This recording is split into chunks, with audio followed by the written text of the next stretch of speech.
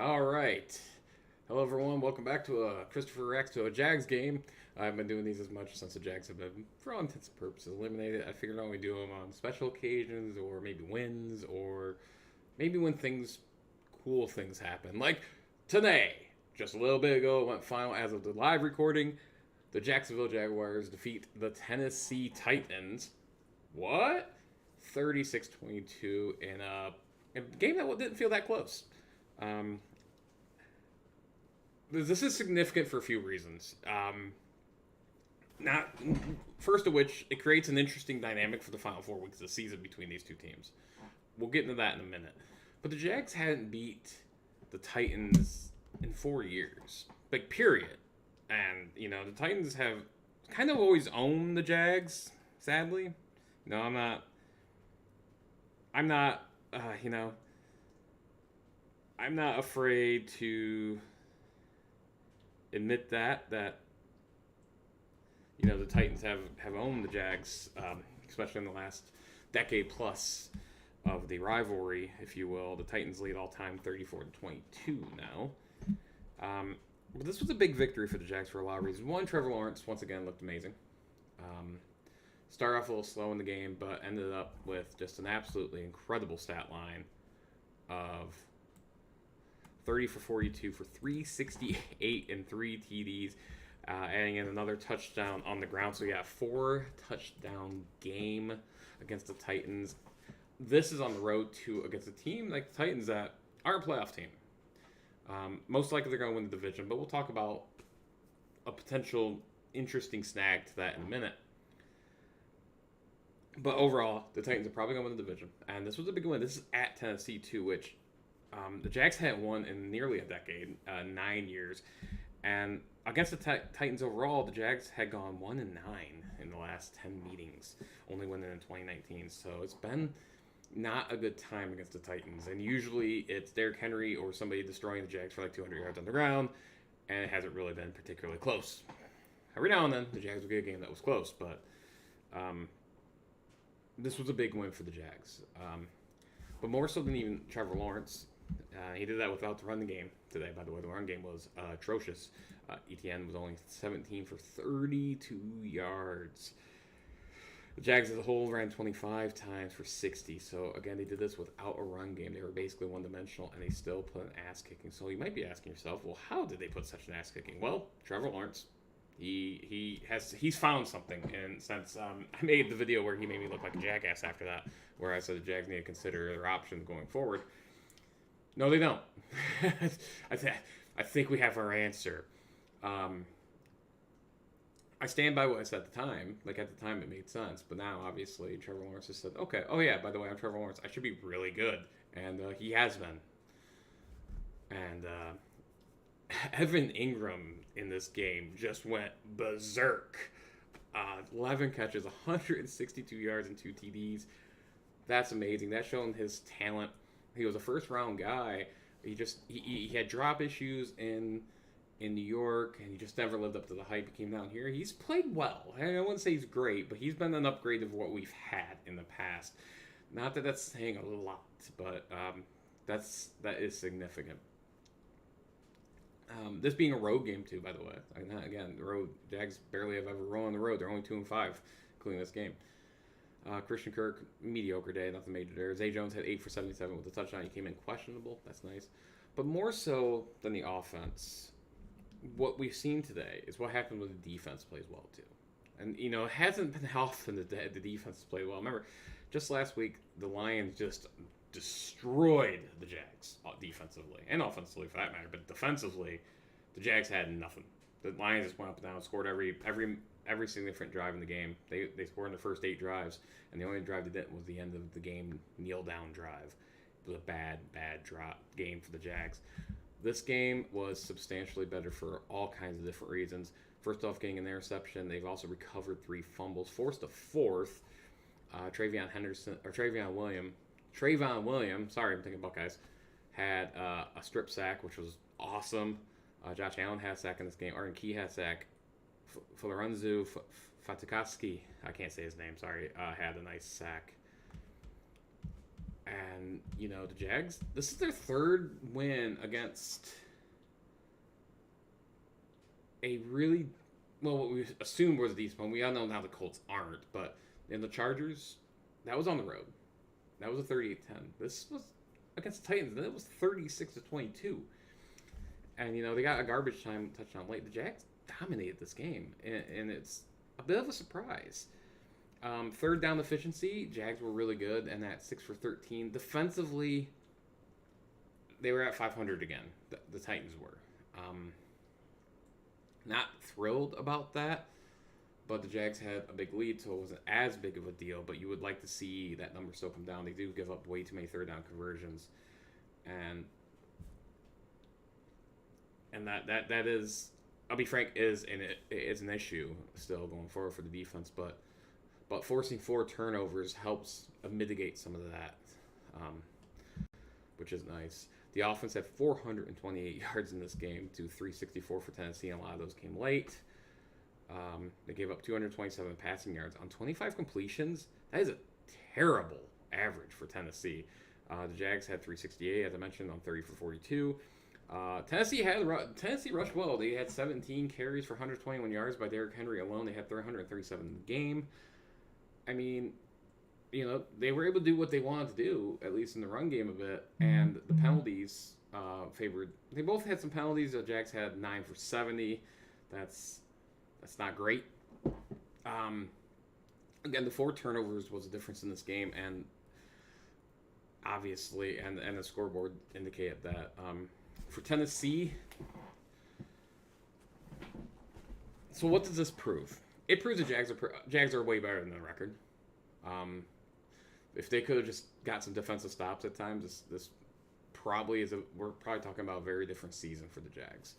But it is what it is, and they're 5-8. But right now their plus minus is a 0, so at very least they should be close to a 500 team, and which I think is a fair assessment of the squad. Obviously, they're not there, but this is a big win for them. So I kind of mentioned at the top that this could create some interesting scenarios going forward. Now, look, the Jags are 2 games back of the Titans, but this is the first game against the Titans, and they play again in Week 18. Now, before you say I'm getting ahead of myself or the likelihood's slim, I've already said I think the Titans are going to win the division. I think it's pretty clear they will. I don't think the Jags got enough left to make up 2 games in 4 weeks. But here's the good news, and that's where we're at. The Jags' schedule is Cowboys at home. Well, they just struggled against the Texans, so maybe. I mean, unlikely. The Cowboys are really, really good. I don't expect a lot in that game. Then they travel to New York. Look, New York's a good team defensively, but if the Jags can get something going, the Jags can win that game. I think that's a winnable game for the Jags. Then they have the Texans on the road. Look, asking them to win 2 straight road games is a lot. But that's a game they have to win. They have to beat the Texans.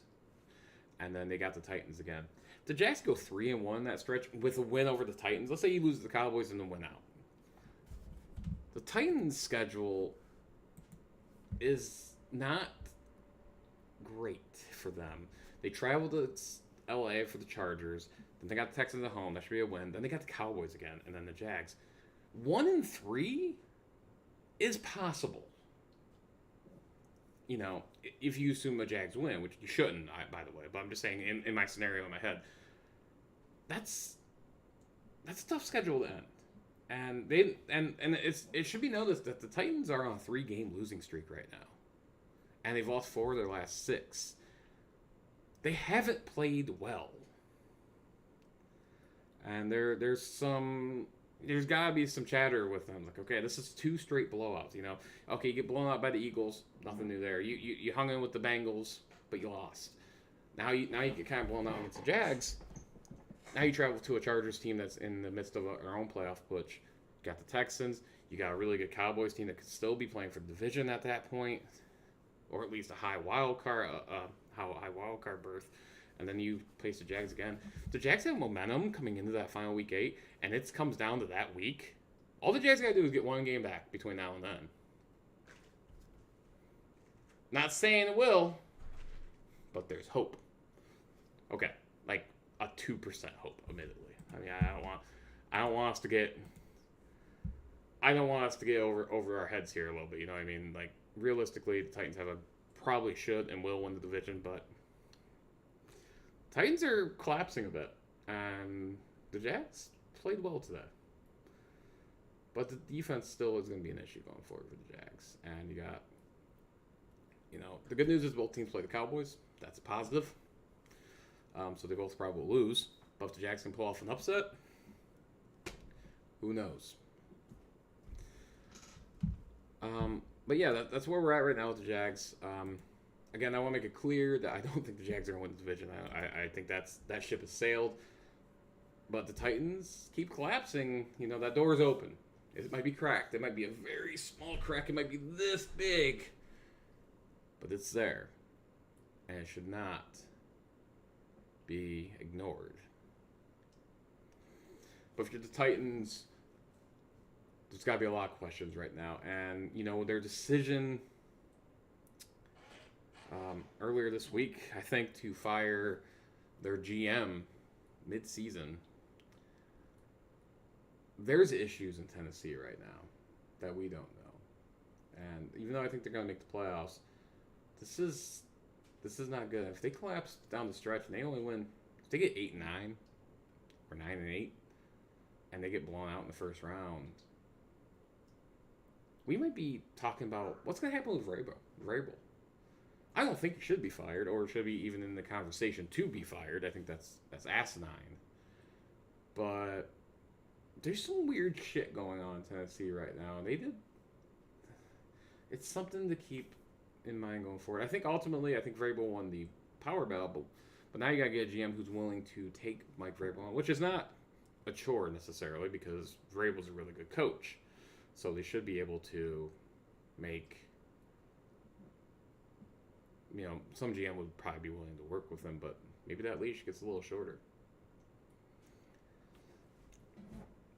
Again, as for the Jags, that's an impressive win for them, a good win for them after the disaster that was in Detroit last week. Who, by the way, Detroit's fucking good. I don't know if you've seen lately, but ignore their record, which, by the way, is suddenly 6-7. They're fucking good. Their offense is legit. They've won 5 out of 6, with their only loss being against the Bills on Thanksgiving in a very close game that arguably they should potentially have won that game. This team's good. Don't dismiss them. Right now they're 6-7. They're getting itching their way back to the playoffs. It's impressive to see. A couple other things I just want to point out. Houston blowing a late lead to Dallas. That was more funny than anything else. They had an opportunity to beat Dallas, which nobody would have predicted, but Dallas ended up pulling out the victory. The Bengals exercise the demons against the Browns today. Not a game where they played their best, admittedly, but the Browns just couldn't take advantage of that enough in a 20-12 win for the Bengals. Baltimore without Lamar Jackson took care of business against Pittsburgh by 2. And Philly destroyed the Giants. Hoo-wee mama. That game was not close. Giants are free-falling. And Buffalo upended the Jets in a close game that really came down to turnovers again. And the Jets' kind of ability to... Not turnovers. There was 2 turnovers in the game. It came down to turnovers. The Jets turned it all over twice, and the Bills took advantage on one of them. They didn't take advantage 2 full meals, $5.99 each. Whopper Royal Crispy, 2 fries, 2 drinks. Double them up or mix and match. Whatever you want, we're into that. Well, didn't allow the Jets really get things going outside of really one drive. And a field goal late in the game. But that's a good win for the Bills. Jets are now also 7-6. And, they're in free fall mode themselves, potentially. But yeah, so for the Jags,